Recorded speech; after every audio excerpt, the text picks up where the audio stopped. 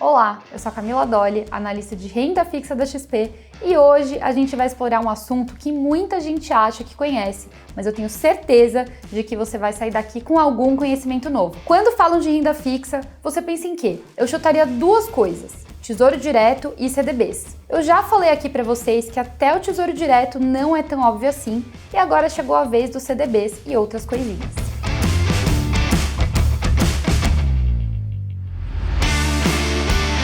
Talvez eu não tenha falado explicitamente ainda, mas eu imagino que você já tenha notado que renda fixa é uma forma de alguém se financiar, como o governo, bancos e empresas. No caso dos bancos, chamamos aqueles títulos que podemos comprar de emissões bancárias. Não precisa se prender a esse termo. O importante é entender o conceito por trás. Basicamente, bancos e instituições financeiras precisam de dinheiro, seja para suas operações do dia a dia ou até, e talvez principalmente, para emprestar para outras pessoas e empresas. Esse dinheiro não precisa ser do caixa do banco. Ele pode, por exemplo, emitir títulos no mercado de renda fixa. Alguns mais conhecidos são os CDBs, as LCIs e as LCAs. Que tal falar um pouco mais sobre essas siglas e como funcionam essas emissões?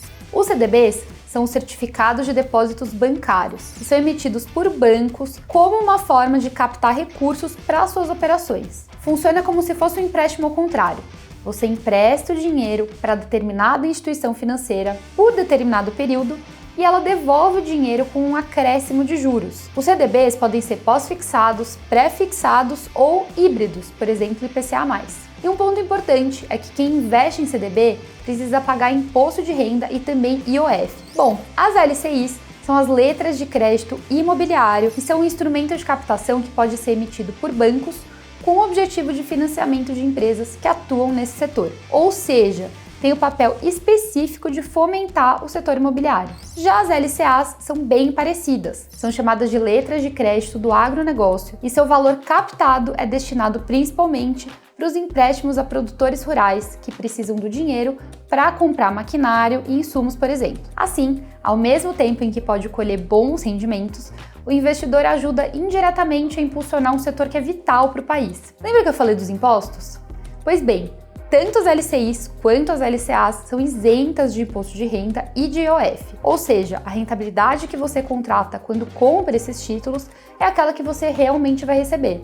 Aí é mais fácil, né? Quando eu falei no comecinho do vídeo que eu acreditava que muita gente já conhecia os CDBs, tinha um motivo. Os grandes bancos usam muito esse tipo de investimento para os seus clientes há bastante tempo, o que o tornou muito conhecido. Mas tem uma regra no mundo dos investimentos que nunca pode ser esquecida, que é a relação risco-retorno. Quanto maior o retorno que a gente quiser, maior é o risco que devemos correr. Quando você investe em um produto de um grande banco, como os maiores que temos no país, a segurança é alta, porém a rentabilidade não vai ser das melhores, justamente por esse motivo. Mas existe uma forma de investir em CDBs, LCIs, LCAs e outros títulos bancários com melhores rendimentos, diversificando os emissores, investindo em bancos médios. O Banco Central do Brasil classifica suas instituições supervisionadas em 5 segmentos, de acordo com o porte, a atividade e o perfil de crédito. Os chamados bancos médios ou bancos de nicho possuem a sua importância na economia brasileira, apesar de representarem uma parcela menor. Mas por conta das próprias limitações de tamanho,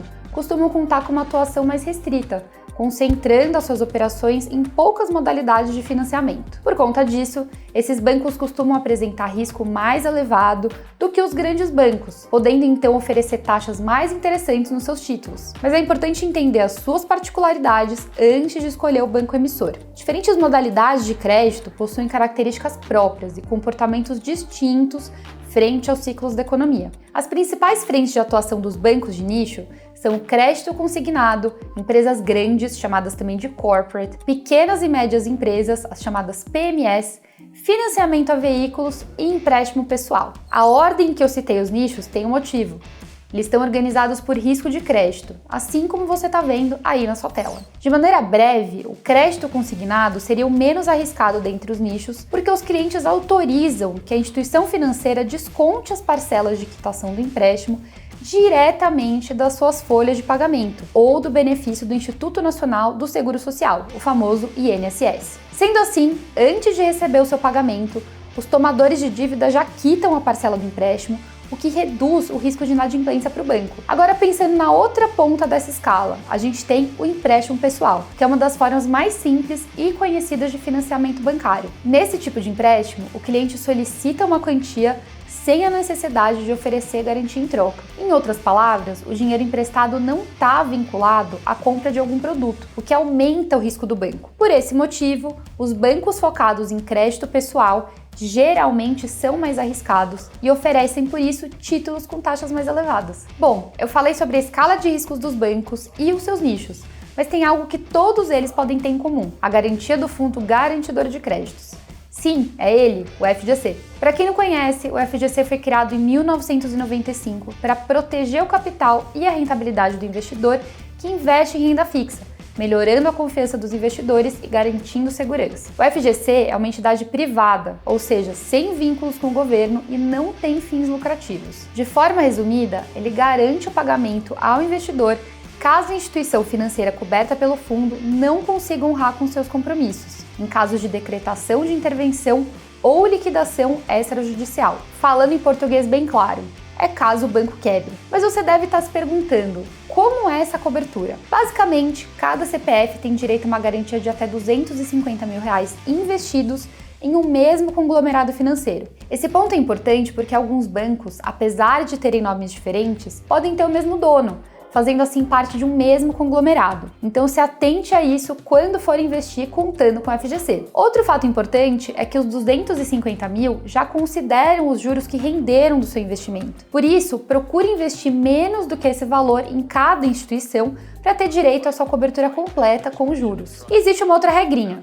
O mesmo CPF pode receber até R$1 milhão do FGC em um período de 4 anos. Digamos que você escolha investir em 4 bancos diferentes e em menos de 4 anos, todos eles quebrem. Vamos ignorar a baixa probabilidade desse acontecimento só para o nosso exemplo, tá? Mas nesse caso, você teria direito à garantia completa em cada um deles. Mas se um quinto banco escolhido viesse a quebrar nesse período, o FGC não te ressarciria. Uma dúvida muito comum é se o FGC é seguro e muitos vídeos pipocam na internet de vez em quando para dizer que não. Na nossa opinião, ele é sim seguro. Hoje, quase 100% dos clientes das instituições associadas têm a totalidade dos seus investimentos cobertos pela garantia. E um último ponto muito importante: em toda a sua história, o FGC nunca deixou de honrar com as garantias que ele precisou pagar para os credores. E aí, gostou de saber mais sobre emissões bancárias, bancos médios e o FGC? Eu espero que sim. Mas antes de ir embora, queria deixar uma mensagem. Não invista em qualquer título só porque ele tem a garantia do FGC. É importante entender quem é o banco emissor e os seus riscos. Além, claro, de entender se aquele investimento é condizente com o que você procura para o seu perfil. Agora sim, chegamos ao final de mais um passo aqui no Aprenda a Investir em Renda Fixa. Continue acompanhando por aqui, porque semana que vem tem mais. Até lá!